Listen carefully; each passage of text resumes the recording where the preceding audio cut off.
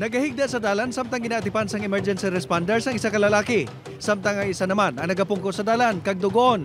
Matapos nga magbungguanay ang ilang mga ginamaneho nga motorsiklo sa barangay Pasensa, Tobias Fournier, Antique.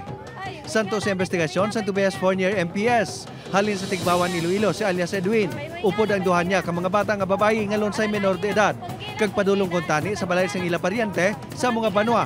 Samtang sa pihak naman nga lane sa among dalan, ang isa ka motorsiklo nga ginamaneho ni alias Dani nga padulong kontani sa aninii. Gulpiada nga naglapaw sa pihak sandalan si alias Dani. Rason nga nabungguan sini ang motor ng alias Edwin. Bangod sa natabo, critical sang gindala sa ospital si alias Edwin nga ginapahayag may fracture sa tiil kag nakaagom sa madamo nga pilas. Subong man si alias Dani.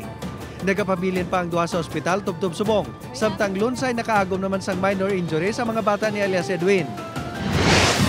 Isa ang kritikal kag duha ang pilason matapos mabungguan sa motorsiklo ang isa pagid ka motorsiklo sa barangay Pitaog, Taytay, Santa Barbara, Iloilo. Sa investigasyon sa kapulisan, nauna ang motorsiklo nga ginamaneho ni alias Roger nga padulong sa New Lucena. Sanggin sa gairan ini sa motorsiklo nga ginamaneho ni alias Ray.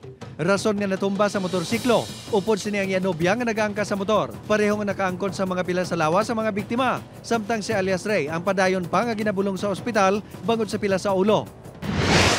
Partially damage ang ininga salakyan matapos nasunog sa Q Abeto, Mandurriao kay nasangaga. Ginapanagiyahan sang isa ka Indian National ang salakyan. Suno siya, papuli na inikuntani halin sa pagpamakal sa isa ka establishmento sa lugar. Sang may nabatihan nga lupok halin sa makina sa salakyan.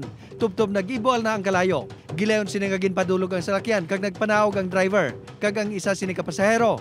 Ginbuligan pa ang mga inisang security guard sa isa ka hotel nga mapalong ang kalayo gamit ang fire extinguisher. Wala sa may napilasan sa insidente.